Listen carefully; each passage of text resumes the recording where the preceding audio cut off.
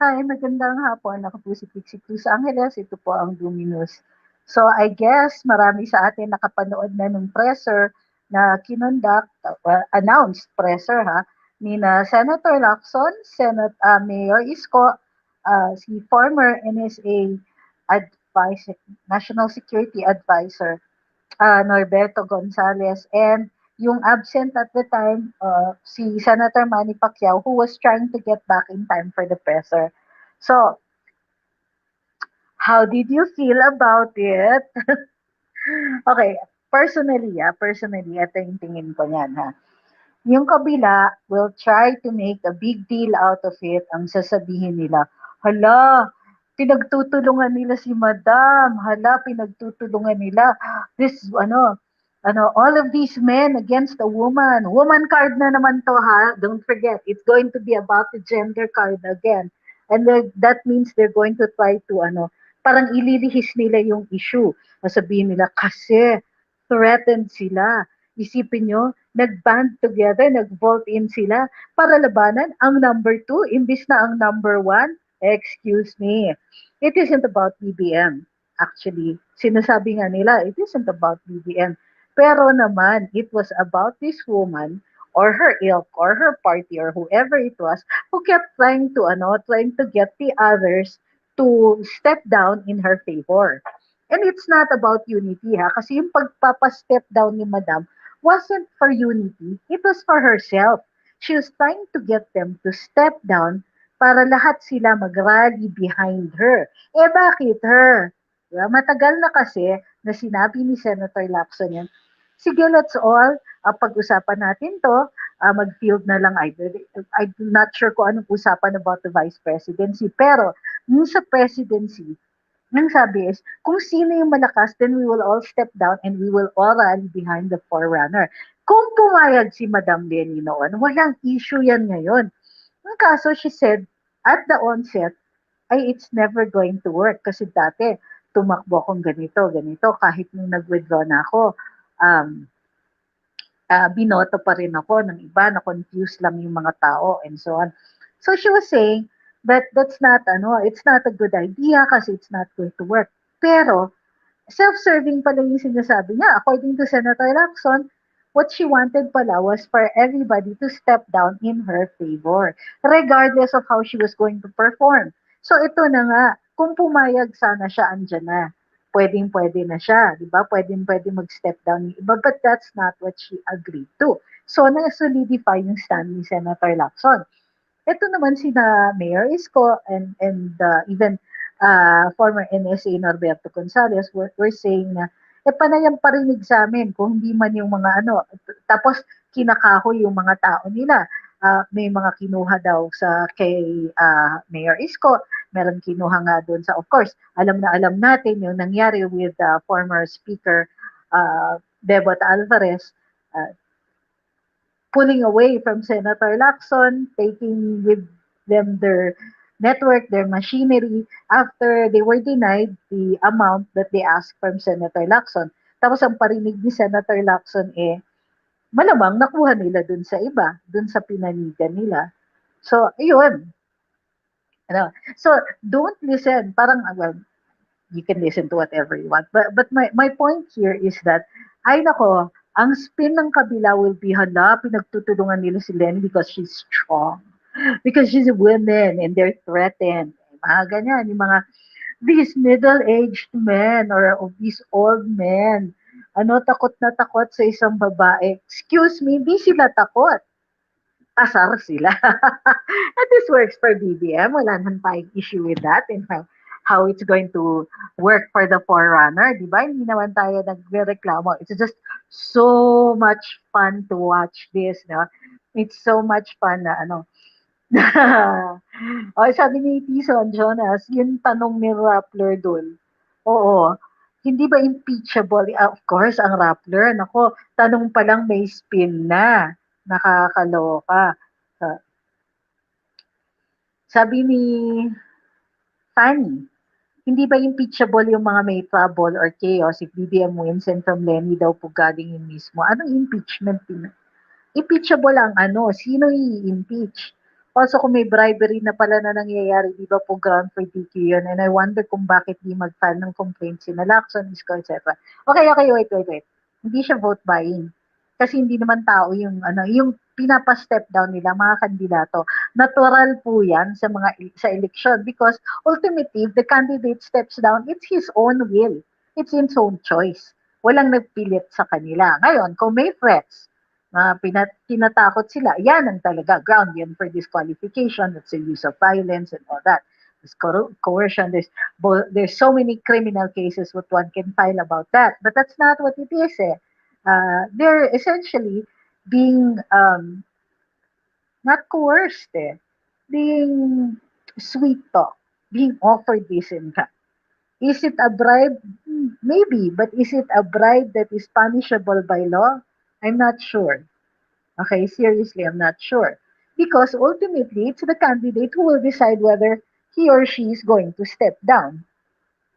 Hindi ito yung this is not a threat, this is not a coercion.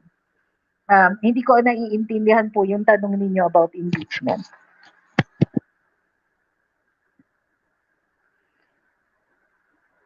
Sabi ni Lisong Yang, ang saya-saya bukas sa Karambola, can't wait. Naku, wala po ako sa Karambola bukas. Pauwi pa lang ako noon. Sabi ni Ma'am Karen, tiniis kong manood nung presscon kahit karagadong makaleni yung mga reporters, parang kampanya naman yung nangyari. Di ba bawal mga kampanya during Holy Week according to COMELEC rules? Easter Sunday na po, pwede na po uli yung mga kampanya. Kaya nga bakasyon si BBM, happy wedding anniversary by the way to the intelligent couple. Happy Easter Saint. Okay.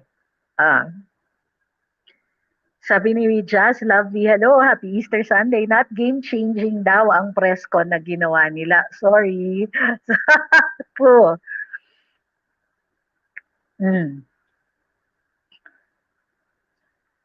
Sabi ni Ed Angeles, hindi ba kaya discreetly sinusuportahan nila si BBM? I think that might be an inadvertent byproduct. Of course, BBM looks like he's heading for a win. So itong mga to, they can't really afford to super antagonize him. But I think this wasn't about that.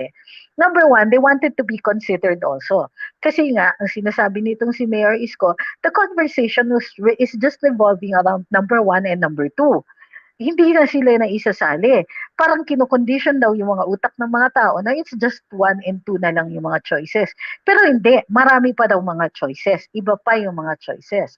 Parang, but, tapos, it is also in retaliation for what the pink lady has done or has been doing to them through intermediaries and so on. Then yung pinapa-step down sila and all that. Siguro nahaharas na sila na bakit ba step down ang pinag-uusapan? Bakit parati ninyo sinasabi matatalo ako, therefore I should step down and so on?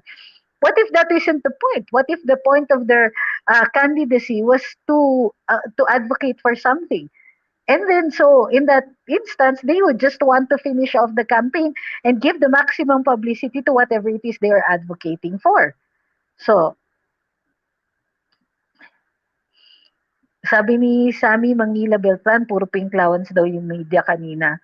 Maybe, except for the one ano ba pangalan nito?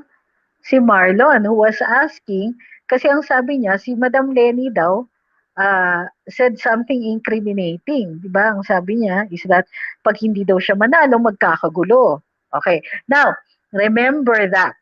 Remember that statement. Kasi nga, one should na, sabi nga ni Senator Lacson, he will not dignify that. It's unbecoming and so on. Why? Because it's a threat. Kahit tayo, di ba, there were some people before, followers of BBM, who were saying, alam na, magkakagulo pagka ganito. And I kept telling you, dito sa Luminous, sinasabi namin, please don't say that. Number one, it's a crime. Okay, it's a crime if that's what you're going to do. It's an if it doesn't succeed anyway, if it's going to be a crime. It's not like, parang 1986, kung natalo sila, edi kulong silang lahat. But the point is, it's picon It's parang it's not fair play. It's not sporting. Kasali ko siya sa isang contest and then when you don't like the outcome, you take the whole country down. Hindi naman tama yun. Diba? So, we also have to guard ourselves. Huwag tayong ganyan. Lesson learned yan. Kasi now that we see it, supposedly being attributed to somebody else, aba, ang pangit tignan, di ba? It looks pikon. It looks like you're a bad sport. Hindi mo matanggap yung pagkatalo mo. Particularly in a fair fight.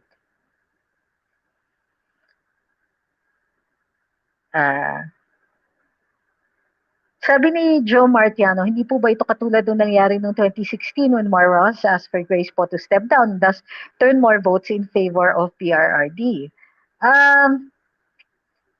Ganito yun eh. If Marrojas and Grace po ay nagsanib puwersa, it would have been a serious challenge to President Duterte. Pero dito, with BBM clocking in at over 50%, kahit magsanib puwersa yung buong oposisyon, hindi pa rin sila mananalo kasi nga over 50% sila. What are they going to get? The rest, the latak, it's not going to be it's not going to affect anything. So unlike before that it possibly could have posed a challenge to President Duterte, it this one, it's like it's the bickering between the also-rans and the second placer.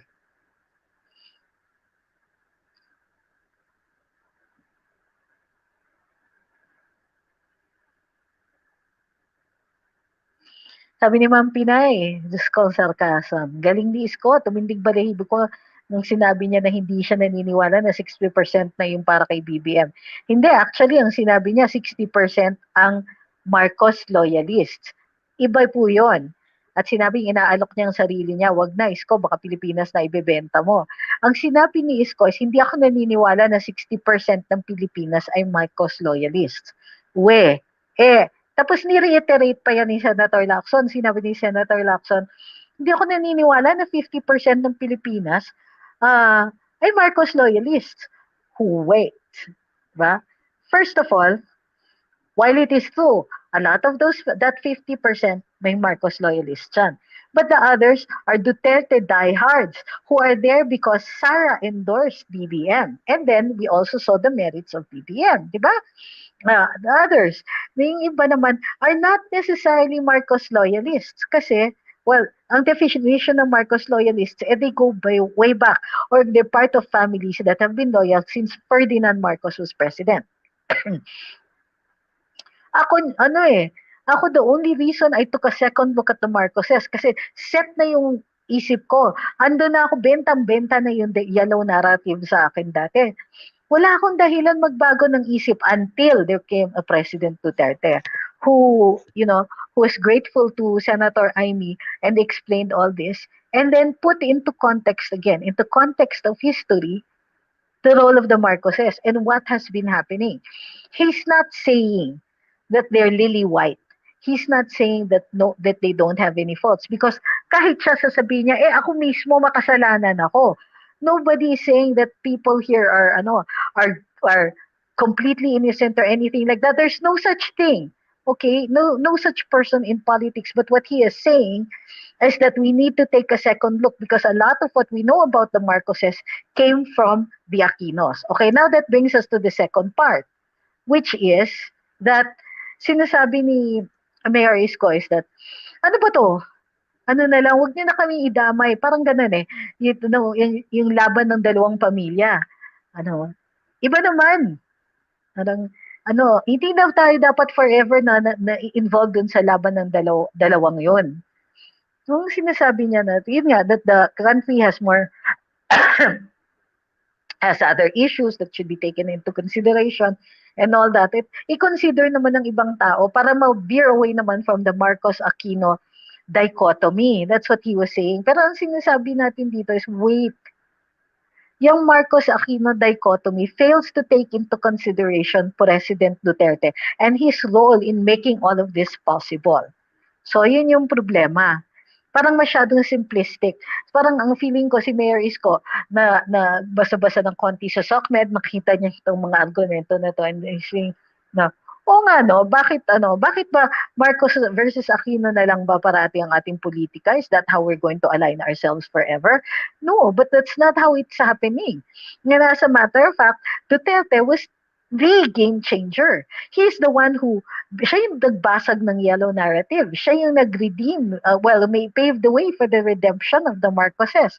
Paved the way for their this bigger step into Philippine politics, into to the leadership of the country.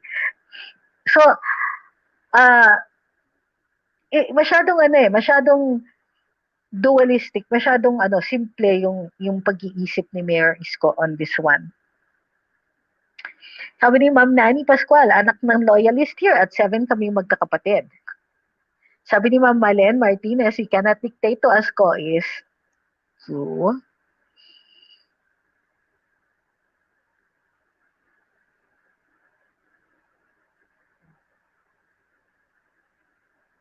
Ito sabi ni Ma'am Karen, mag-comment lang ako. In addition to noon, nasa ng Pangulo ngayon, nasa ng video, kasalanan ni Duterte ngayon, kasalanan na ni BBM. Ganun ba ka out of touch sa reality si Ping and Isko? I'm not a loyalist, but I love Uniteam's platforms, realistic at feasible. Can't pay themselves research. O yun na nga, isa pa yun. Plus, included in that 50 to 60% are people who have just bought into these platforms. Kasi, let's face it also that DBM put in the work. He did not, sit in a corner and cry that he lost in 2016. No, he he kept abreast of all of the how do you call this all of the issues. He read up, he continued to educate himself about the issues, and he continued to network. He kept in touch with people who would eventually who are now supporting him. I'll tell you this, ha. Ang sabi ni na itong uh, the people at the presser kanina, masyadong nga dinidismiss yung 60% as Marcos loyalists. So, hindi daw sila naniniwala na gano'n. But the problem is they haven't figured out why it is that BBM is in the lead. They think that it's simply because, well, yeah, that's one formula, no? That people just hate Lenny so much that they're willing to go to BBM to make him win because she's unthinkable. It's just completely unthinkable. And yes, that is true for a lot of people. Di ba? But it was also because the reason he is palatable, he is acceptable, is because he also put in the work. 2016 pa lang, umiikot na yan.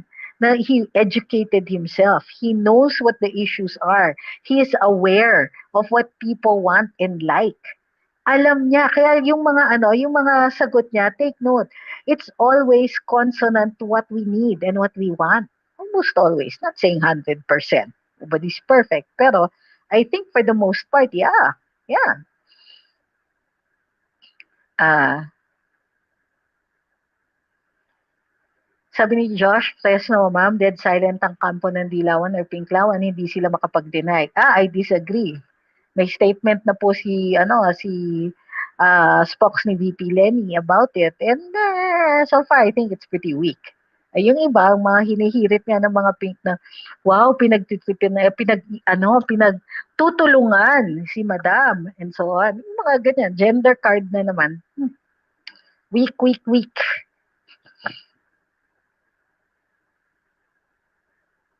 Ngayon, sabi ni Lenore Gasa, at least tama sila kanina sa presscon, ayaw ng Pinoy kay Lenny. True. Ito si Hard to Be Me. Biggest realization, Yellows have been doing that brand of politicking for 30 years. This is the first time they're being called out at this scale in my lifetime. Nail in the coffin for the dynasty. I agree. So, teka, my cold is getting bad again. So, kukuha lang ako ng water. At least I can move around. Kanina, kagabi when I was using the laptop, problematic. And yes, maayos na yung kwarto.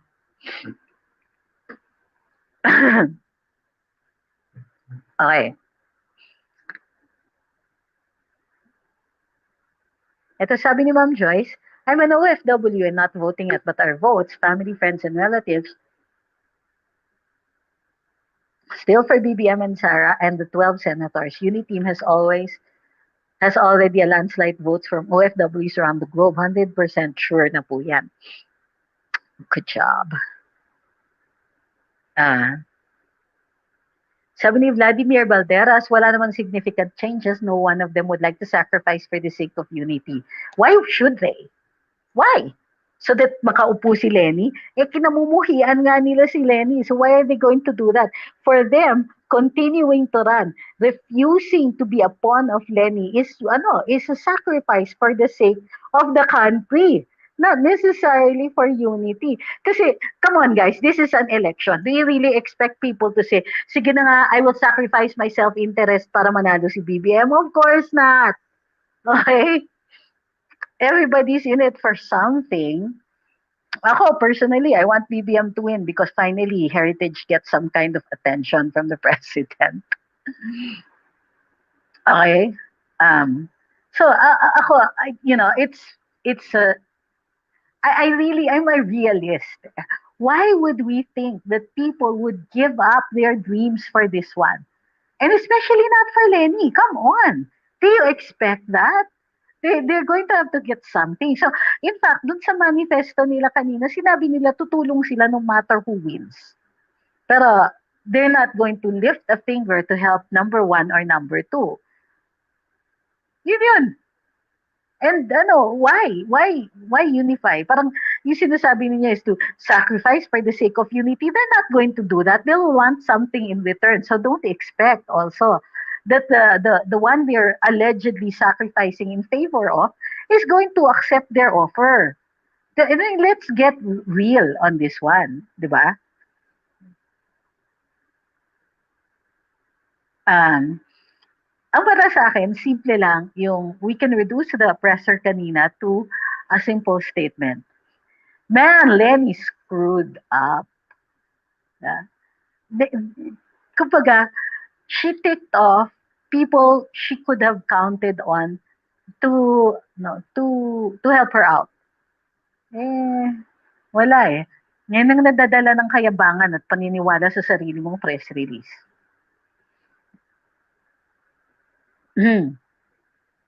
Sabi ni Mother's Life, dati po akong solid dilawan pero gising na po ako sa katotohanan ngayon. I need to get something for my cold. So, sabi niya, that's why I will vote for BBM Sara and the rest of the uni team. Nice. Ito, sabi ni Cha, I'm glad they also pointed out na hindi na effective yung pag-badmouth against BBM. Sana isabuhay nila yan sa mga sariling campaigns nila, especially Isko and Pacquiao who have been as prominent as Lenny sa ganyan. Sabi ni Freddy Da Silva, let Lenny lead sa basurahan. Excuse me, 2 seconds.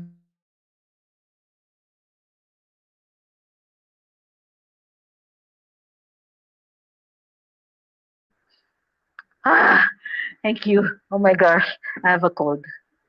It's now a raging cold. Sabi ni Ferdy Isla, I am Bifaris brainwashed that the yellow tards are the best to lead our nation, that after 3 decades, I only saw the D-Lounge greed, which made me change and embrace PRRD. Now I will support BBM. Ganito yan eh. Pwede naman tayong not to stick with one narrative or the thing that makes us human is we're capable of changing our minds. And we can change our minds to whatever suits our interests or whatever suits our needs for now. Duterte was somebody we needed. And he came at the right time. In fact, feeling ko minsan he's come something like 30 years too late. We needed him a long time ago. But anyway, dito na siya. Thank you. And now, to take us to the next step, for some people, it's just enough na man-lock out na natin yung mga dilawan because we've seen their brand of politics and it's really ill. So, who do we need? BBM, who has spent the last 6 years preparing. Now, he didn't know, according to him, now, because before when we were interviewing him, we kept asking, oh, sige, what position are you going to run for? Well, he would say, well, the only thing I know is I'm going to run. I just don't know what position it is yet. So, sabi niya siguro, at the very least, senator, ganon. But the thing is, he kept up. He kept abreast. He kept putting in the work. He kept, networking. He made friends. He continued to, he continued to keep in touch. He didn't hide from politics. He just continued to study it. Mon Protasio says, I'm not a BBM fan, but I'll vote for him rather than Lenny or the rest as I have trust in his platform, hoping that he has learned some lessons from the failures of his father. There you go. That's another, an excellent viewpoint. Yeah. He's saying all the right things. Eh. He's pointing out all the right issues. He's giving all the right answers. Well, for the most part, I'm not saying 100%. There's some that I'm not yet sure of. But what we, so much of what he has said, I already like. Sabi ni Jeff Cortez Cascar, magandang laban ito, magandang laban para kila BBM Sara, klarang-klaro, mga mababait, pinagpapala, negative campaign, hindi umubra na karma pa. Well, let's face it, before talaga it was negative campaigning. I mean, come on, hindi ko aanuhin si Presidente Duterte because Duterte had a platform, but people were so determined to tear him down because he was like a meteor springing from out of nowhere, very hesitant as a candidate, and yet winning hearts and minds. I mean, this is a lesson from Duterte. Ah, di ba? And a lot of that campaign in 2016 was very, how do you call this? Was very, very negative. And it was bardagulan all throughout. It has its merits because the arguments are where we are able to thresh out issues. We're able to, it's argument, it's discourse. And even if the discourse can be very nasty, wag lang yung mga personalan, wag lang yung mga illogical. That's where we see. That's where we can flesh out the problems of this country so that we can make informed choices. So I'm not going to overall say, wek, negative campaigning. Hindi. Kasi tinatawag din nilang negative campaigning yung pag sinasagot natin sila. But that is an essential part of the campaign discourse. We have to talk about it, and sometimes what we're going to see is going to hurt. For the most part, it hurts the other candidates, and I'm okay with that. But, you know, you're right. For BBM, it works. He doesn't really like the negative campaigning and all that. But he leaves it. He doesn't dictate to anybody either. Kasi you remember yung ginagawa ng kabila, gusto nila, sabihin mo BBM, yung mga tao ninyo, tumigil-tigil sila dun sa ano nila, sa diskurso nila. Bakit? Natatalo sila. So what are they saying? Para ka nagsusumbong dun sa nanay ng kalaban mo dun sa playground, di ba? Talo ka sa playground, punta ka dun sa nanay. Yung anak mo, gawin to ginawa. Oh, please. We're grown-ups. Ito, sabi ni regular as holiday, sa presscon mas lalong nalantad ang kasinungalingan ni Lenny.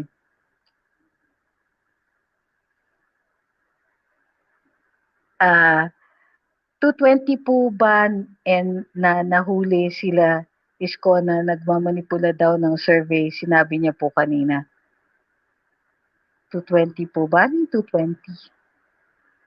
Nagmamanipula. Well, they were saying na there are signs na posibleng mandaya yung isang partido. And nahahalata naman natin kung sino yung partido na yon. Even sinasabi nila pati dun sa pananalita, yung mga sinasabi nila parang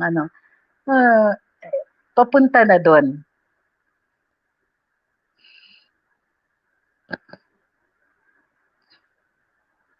Sabi ni John Carillo with the press con po kanina, do you think there's a chance na the voters still go more to BBM because undecided?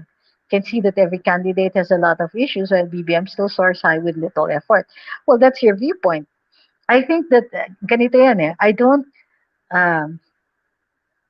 it's easy to real talk kasi very much ahead yung kandidato. Para sa akin, he isn't soaring high with little effort. Hindi lang natin nakikita yung effort, but BBM puts in the work. So, yun ang gusto kong i-emphasize. This isn't luck.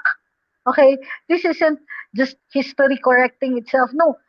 BBM is a hard worker, and a lot of this, a lot of these things that we're seeing, a lot of the reason the crowds are there is because he studied.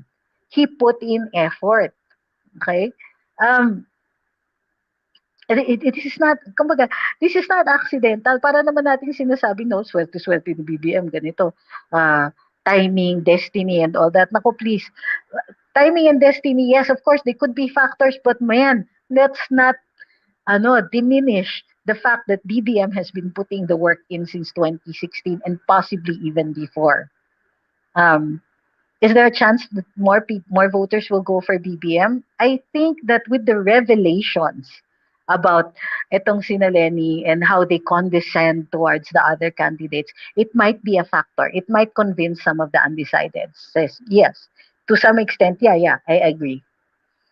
Ang dapat maintindihan ni Ping, sabi ni Ma'am Nina Reyes, kahit isa sa kanila ang ibalanda ng opposition, my decision to vote for BBM and Sara is firm. Na, si Madam.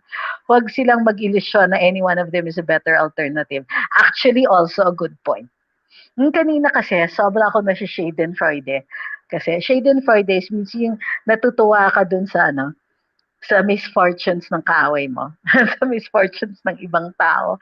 And for me, all of these gentlemen picking on Madam Lenny because of what she has done. Kumbaga, this is retaliation. This is not coming from nowhere. And they're just not picking on Lenny because she's a woman. They're picking on her because she keeps trying to get them to step down. Sino bang hindi mapipikon, di ba? But, yeah, you're right. Yung the rest of us, sure naman tayo kung sino iboboto natin. But it's just so much fun watching them fight over this. Sabi ni Lakdang Gubat, ang tama si Prof. Ana Malindog Uy na kahit anong paninira at drama ni Lenny, walang impact sa tao. True lalo. Lalo na yung pa-victim effect niya na wala ring effect. True. Yung mga gender card yan, last man standing is a woman. Oh, please. Diba? Una-una, it's not original. It came from Conrad Banal. And second, it's not working anymore. Okay? You know, evil can come in many forms, madam. So can stupidity. So can ineptitude. So can undercapacity. So can, di ba, pretentiousness. They can happen, they can be in men, they can be traits of men, they can be traits of women. You're not special because you're a woman. And that's exactly what the feminist movement is trying to disabuse us of. Yung tipong, hindi ka special, you don't deserve all of this. What you need to be is acknowledged, first of all, as a human being. If you keep trying to hold yourself up as above everybody else because you're a woman, then no, you're not really upholding the rights of women. You're just, capitalizing on your gender.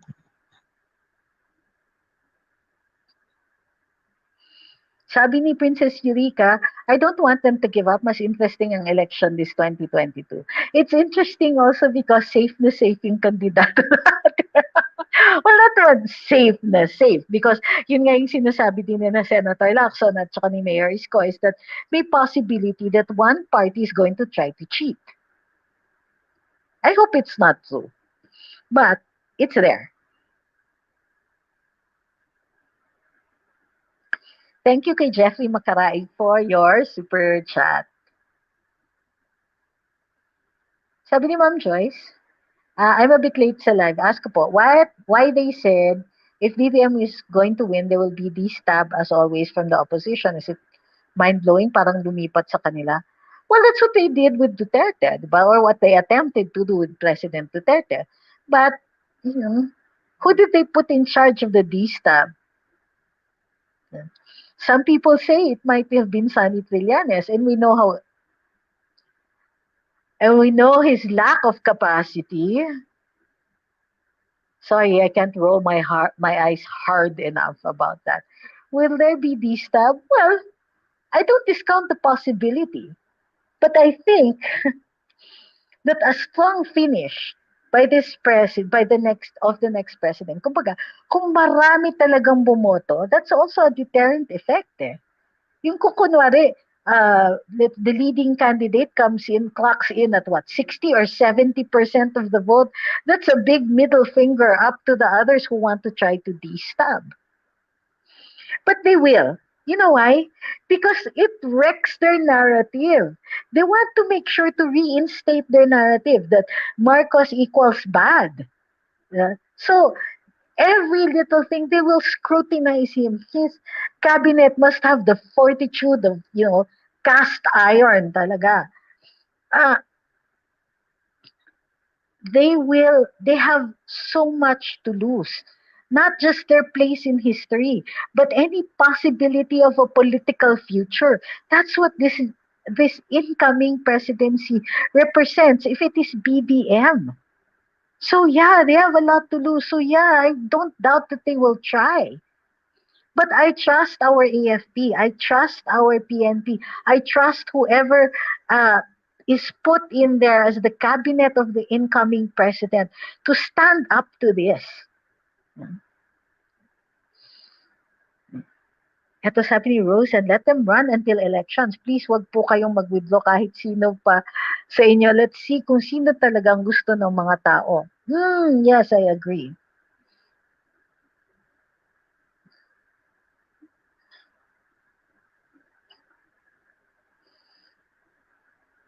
Sabi ni Ma'am Minette, I got my ballot through mail today and I'm excited to fill it out tomorrow. Watching from LA. Ma'am, I can feel your excitement. Ano, position of unity is safe, sabi ni Joey Campilis. The press con is how to become number two. Or maybe how not to become number two. Or how not to stay number two. Thank you kay Buknoy for your super chat. My Gigi. Sarah is a strong woman, leader, and BBM is a humble, smart leader. Lenny is no one, but nothing but a snake and has no credibility serving and kalat. Ooh, ouch.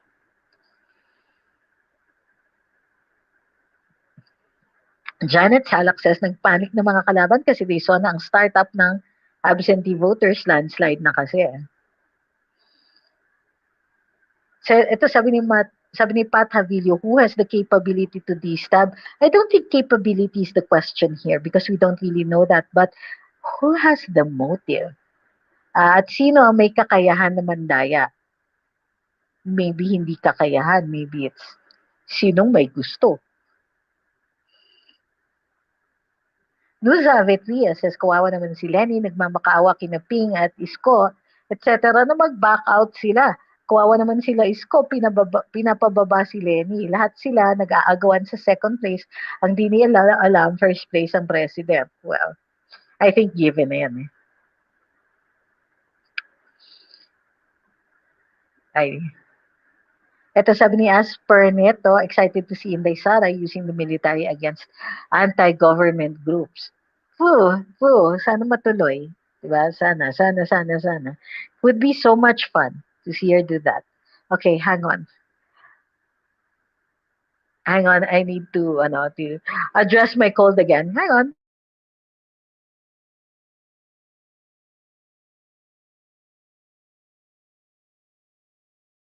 Holy cow, sorry. ah, Ida Masukat says, nakakatawa Isko and Ping says, fake kaya nagagalit ang mga tao. Very well said. Uy, nakisali na sila doon sa, ang fake mo. Liberato Garcia Jr. says, just thinking why Saro wanted the DND attaché. Hindi po attaché. Probably the portfolio.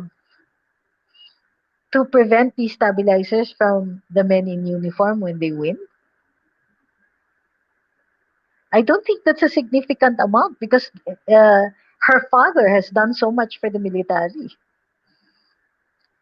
Gil Ann Thomas says, is this also a possibility na nagpapabango sila kay BBM to be on his good side too? Parang dual intentions. I heard a lot of good things about BBM dun sa presscon. But they're also other things, di ba? Like, itong mga hirit against yung Marcos Aquino lang ba ang laban, yung mga things like that. And it's not now about BBM and so on. So, I think they were trying to be, well, kasi for me, if they say some things, nice about the, walang, kumbaga, it's better to hedge your losses. Sabi ni Tony De Magil, it's not a beauty pageant where the second place will take over if the winner will fail to do his duties. The more entries, the more chances of winning. Well, as we said, diba, it isn't, um, it depends on how, if it's a disqualification or so on, or a quarantine, whatever. Sabi ni Diana De Leon, ito talagang game-changing. Sabi ni Jerry, well, whatever they do pabor kay BBM, akala ko naman kung anong presscon yan. Kuwawa naman sila.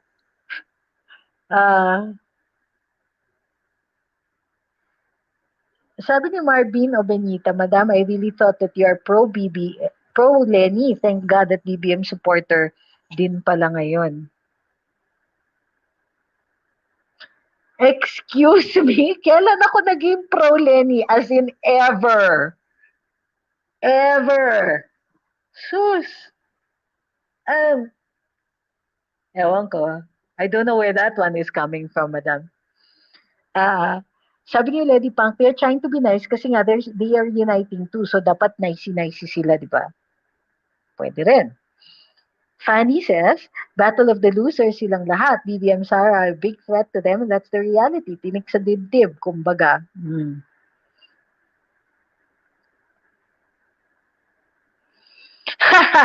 Sabi ni Body Shot, pag nakikita ko si Isko, naaalala ko ang Divisoria. Just saying. Swak naman yung just saying mo, no?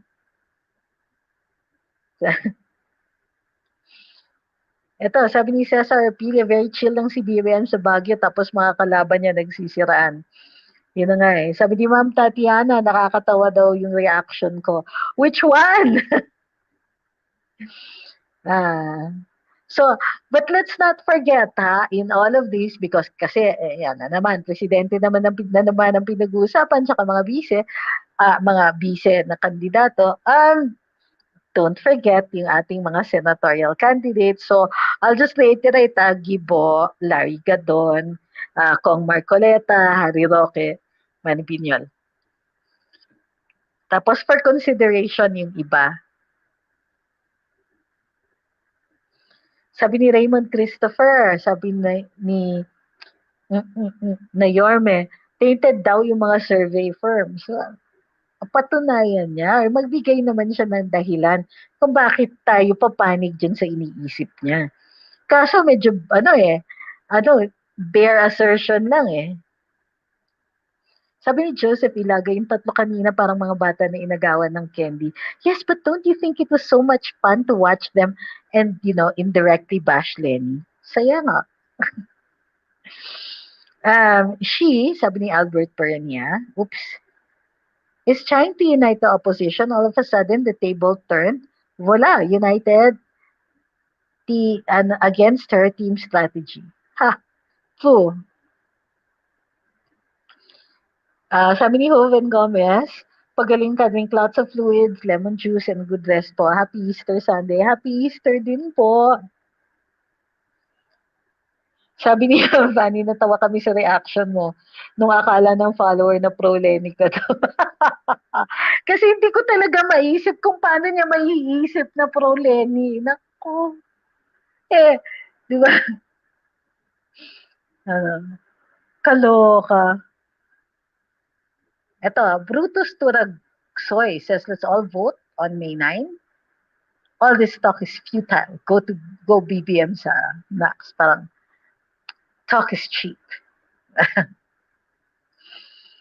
Sabi ni, Diana De Leon, we are the many, you are the few. And when the many stops fearing the few, charan, dahan, but yeah.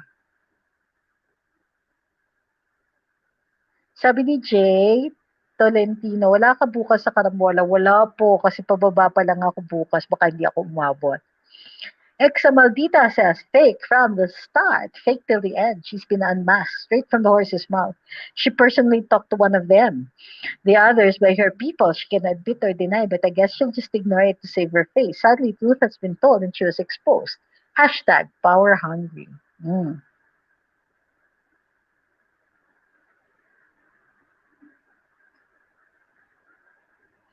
Sabi ni Hill Bolano, sana sign ito na magkaroon ng unity ang lahat na kandidato na tanggap na dapat magtulungan para isulong ang pag-asenso sa bansa. Hmm. Sabi ni Ma'am Michelle Bataan, yes, yes, yes. Senators dapat sa unity para smooth ang pag-asenso ng bansa, hindi puro para. Correct. Sabi ni Michael Capili, Ma'am Trix, naamoy ko si Isko, bumabait kay BBM, very respectful at maingat sa pagbibigkas ng name ni BBM. Oh, Ferdinand Marcos Jr. Mukhang gustong makakuha ng sympathy sa mga BBM supporters. I think it's too little, too late. Sabi ni Mon Ileto, sasama ba daw po ako sa Cebu. Alam ko na nangako ako dun sa ibang followers sa Cebu na babalik kami tsaka meet and greet. Kasi nung nag-meet and greet kami sa Davao, daming nagtampo. Talagang minessage ako, sabi ano sabi sa akin, Ma'am, bakit nung nasa Cebu kayo, hindi kayo nagganyan? Hala, nahiya naman ako. Pero hindi pa po ako pwede, well, hindi ako sasama sa Cebu. Wala pa ako so far ng mga plano to go to Cebu as of yet. Masyadong, maraming gagawin pa dito. Pasensya na po, but baka after elections, andyan na po kami. Yeah, I'm looking for a place to parang decompress kasi sobrang exciting itong election na to. Sabi ni Jim Castro, sana may nagtanong kanina kina Isko at Ping, kung di kayo kandidato, sino iboboto nyo? BBM or Lenlen? Ay, okay yun Sabi ni Artemio Bernardino, anong masasabi ninyo sa sinabi ni Ping na hindi titigilan ng mga dilawan na siraan si BBM maski nakaupo na siya? Ibig sabihin, ayaw nila babangon ng Pilipinas sa kahirapan. Ano nga ba yun? Tawag dyan? Self-interest lamang. Also, it's called Picon. Kaya sila. Ito yung problema. Dahil natalo sila, yung credibility nila to become critics of the next administration, medyo mababa.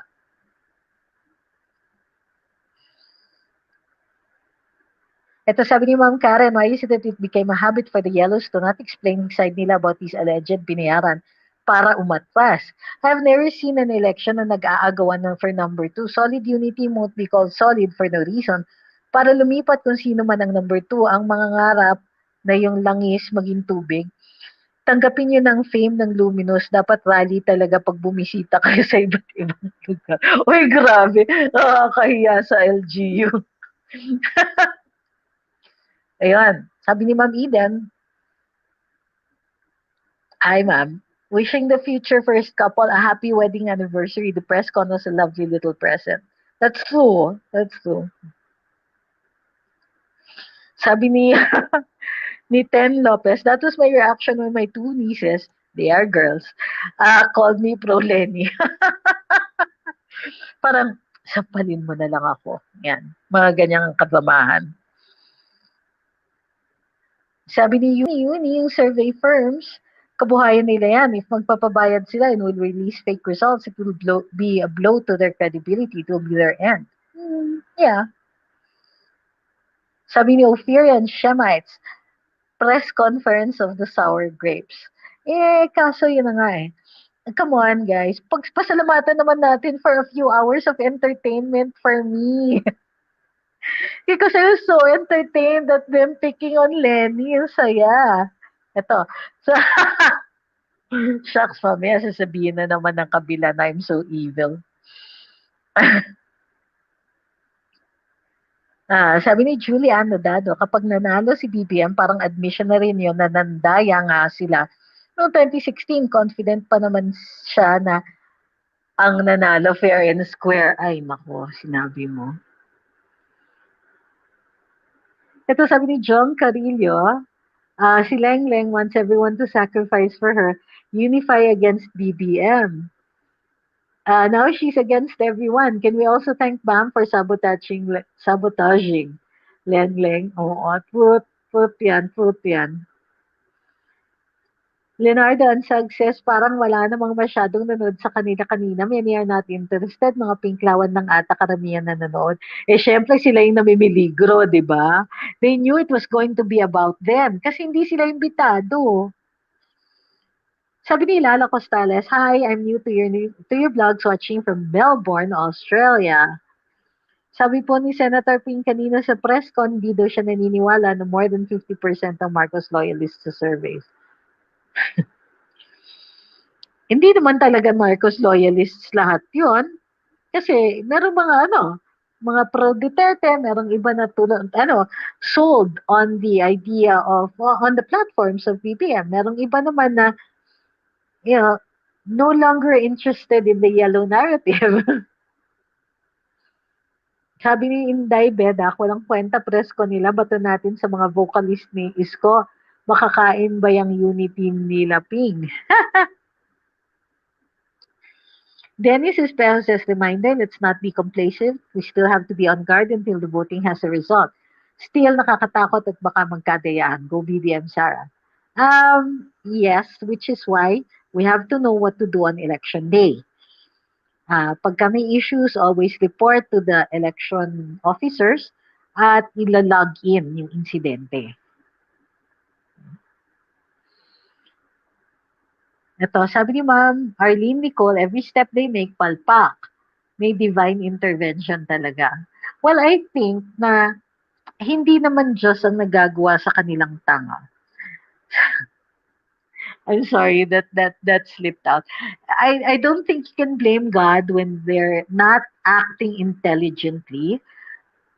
That's them. That's their free will.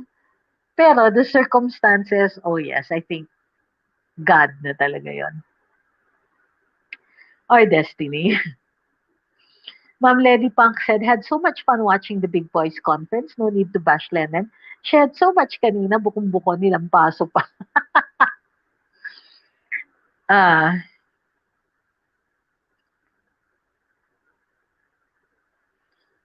malaking effect, sabi ni Sammy Mangilo Beltran. Sa part ng Pinklawan sa ginawang press conference kanina? Question mark. They'll never show it, but of course, I'm sure they're affected. Affected! Sabi ni Ma'am Fanny, basta lahat tayo bumoto sa May 9, double check the ballots para iwas problema. Let them prove na majority votes talaga tayo. Let the ballots prove na majority talaga tayo. Big slap on their faces yan.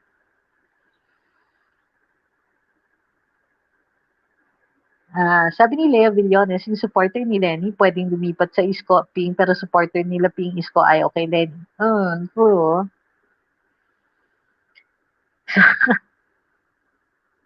So, ngayon, just to recap, yung kanina was more about, kumbaga, don't let, yung mga reactions kasi ng mga uh, kakampi ni Madam Lenny, uh, is more along the lines na, oh, these men, they're all, pinagtutulungan nila si Lenny, ano yan, threatened? Oh, gender card. Pinagtutulungan nila isang babae, threatened. Hindi. I don't think they're threatened by Lenny. I think these men, they know the score. Naiirita lang sila na bakit parang nahaharas na sila. Papa-step down sa kanila sila ni Madam. Tapos in her favor, hindi ba nakakapikon yun? Lalong-lalo na pinaka naiinis sa kanila is of course Senator Lacson kasi this was exactly what he proposed before the campaign period started. Sino yung pinakamalakas will all step down in favor of that person. Tapos lahat tayo sanib puwersa para dun sa tao na yan. Alam mo, kung tinanggap yan ni Madam Lenny, wala siyang problema ngayon. Pero, anong sinabi niya kay Senator Lacson? It's not gonna work. Yung pala, ang gusto niya, everybody step down in her favor. Ay, ala. O, ayan. Continuation ng po ito. Akala siguro ni Madam di nag-uusap-usap, mga kausap na mag-withdraw. Ay, truth. Totoo yan. Truthful out. Sabi ni Bobby Rubio, affected talaga yung 15% to supporters niya. Ganun pala sila kadami. May 15% pala. Sino ba po ang campaign planner nila BBM? Sobrang mautak. The enemies are dancing in the palm of their hands. Well, the campaign manager officially is si Benhar Abalos, but of course you cannot discount the the role of Attorney Vic Rodriguez, who is the spokes. Plus, of course, there are other people within the inner circle. Yun lang po yung mga nalalabas sa media. So, hindi ko na po alam kung sino po yung iba, pero you're right. Sobrang galing, no?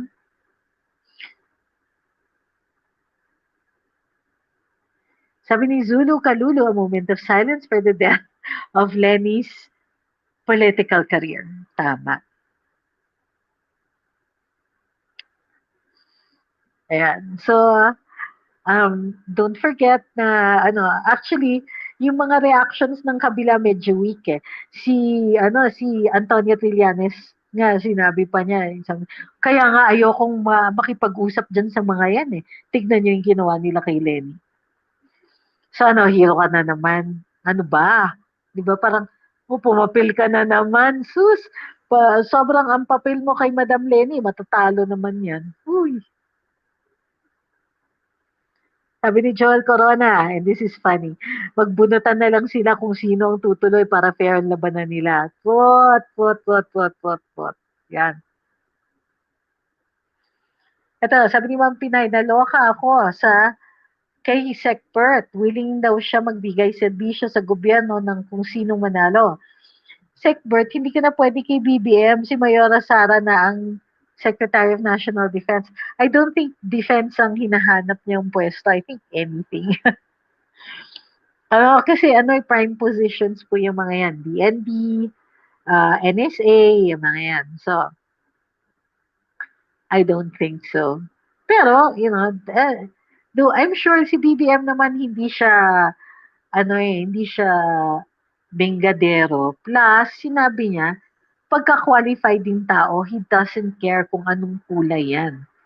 Pagka-qualified at saka makakatapos ng makakagawa ng trabaho, then everything else is secondary consideration.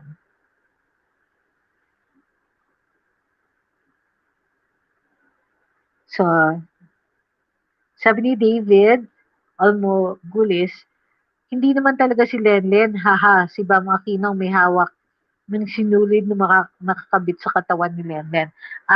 But that's exonerating her too much. Parang sinasabi niyo, walang kasalanan si Lenny. Dahil hindi naman niya will yan. Dahil minamanipulate lang siya. Oh, please, she lets herself be manipulated. Let's not give her a free pass on this one. She knows, or she ought to know what they're doing to her. And if she doesn't know what they're doing to her, then, oh my gosh, stupidity has a cure. It's called studying. It's called learning. Whether you learn from actual study or from experience, God damn it. Learn. Do something about it. It's, no. I mean, I'm not mad at you or anything like that, but I'm not willing to give Lenny a free pass. Para sa akin, why are you running for president? Because nabuyo ka or all of these people have convinced you that you're capable of doing this? Girl, konting self-introspection, konting self-awareness, kaya mo ba yan? At the start, you kept saying na you're hesitant, you don't, ganyan. Pati yung pagtakbo mo bilang kongresista, you didn't want to, ganito, hindi pwede, gusto mo kasi mag-judge, ganyan. Please, presumido. Alam mo yung capabilities mo, alam mo yung incapabilities mo, tatakbo ka for the highest position in the land. Let's not give Lenny a free pass. Let's not keep saying na, puppet lang kasi siya, kaya wala siyang kasalanan. No, may kasalanan siya. She lets people do it. She lets people do it to her. Yun, sabi ni Ma'am Tatiana Akira, I agree, Lenny isn't a saint. Of course she knows where she's leading to. And she knows where she's being led to. Alam niya yan. So, no. Why would we say na ano, okay lang, it's all Bam's fault? Meron. Hindi naman natin ini-exonerate din si Bam. But please, all of them, to a man, every one of them who thinks that Lenny can be foisted on us despite the incapabilities, despite the mediocrity of her service in government, despite the the lack of depth and understanding, the lack of foresight. Maybe she has heart, but clearly this is not going to be enough. That is not going to be enough. And she should not be foisting herself, her very flawed self on the Filipino people. Please lang.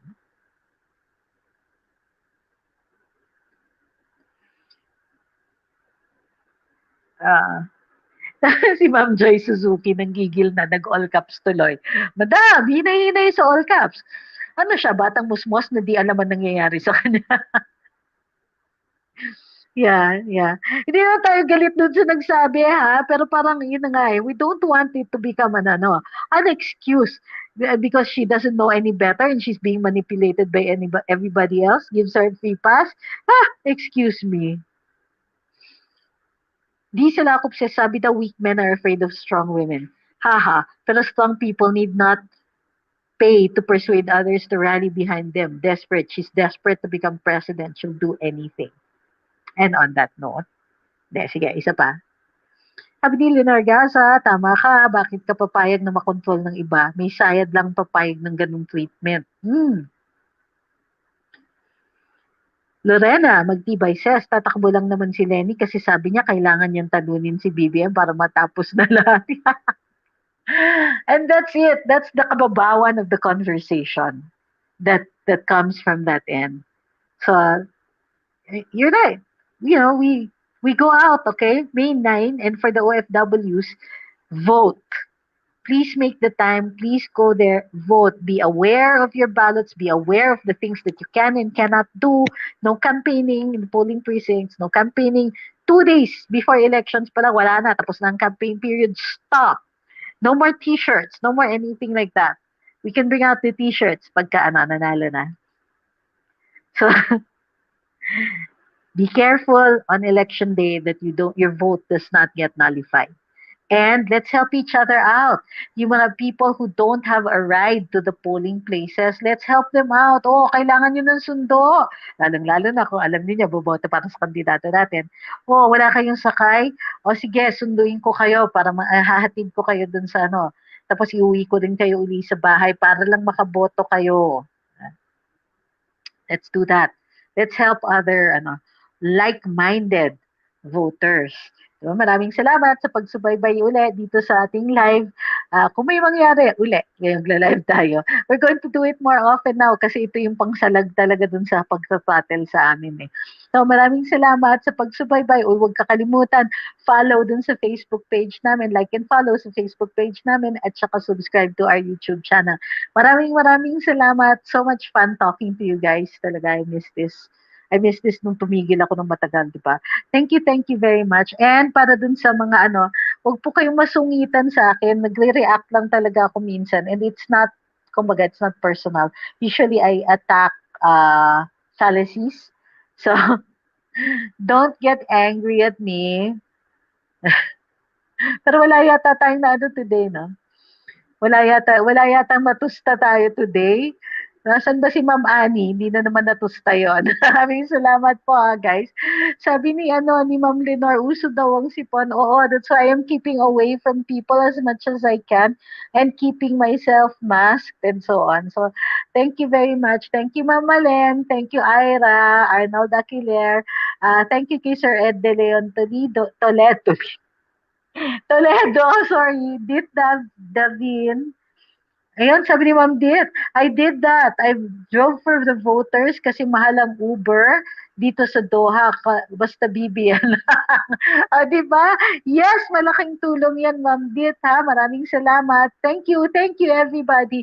Oy, everybody, please take care. Baka huwag kayong tumulad sa akin. Di ko alam kung saan ako nahawa, pero please take care para maboto rin lahat. It's not that I just want your vote. I'm really concerned about your welfare, pero nevertheless, ingat-ingat po ang lahat. Tulog ng maayos, ha? Masks and all that. Meron pa pong COVID dyan sa labas. Please, please, please take care. Okay, see you again, guys. Thank you, thank you.